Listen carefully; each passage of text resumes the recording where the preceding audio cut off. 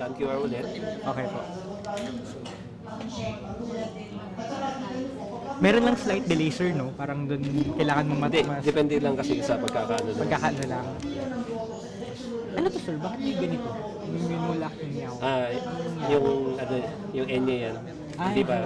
Hindi naman siya magkakaproblema ulit. Ano? Babaguhin pa yan. Babaguhin po yan. Kasi subject for customization yan. Okay One of po. the ano nga yan. Okay po. Yung Okay. pagkaka-format lang ng pangalan. Yung Okay po. font formatting actually. So pwede mo pakita ulit. Mhm. Ayun. Papakita mo ulit yung ballot image. Ayun na yun. Ayan, may sulat. Naglagay nga ng ano. Ganda. So, gaya ng sinabi ni Chair kanina, kung ano yung pinasok mo, yun yung may scan. So, since may sulat yung balota mo, Mhm. Ayun.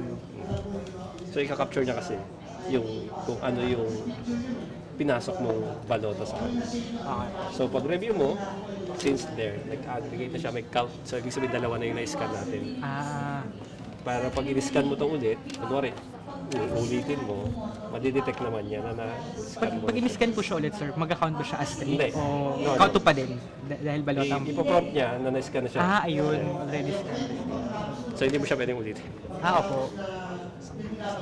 Isang bottle. Sa bola. Opo.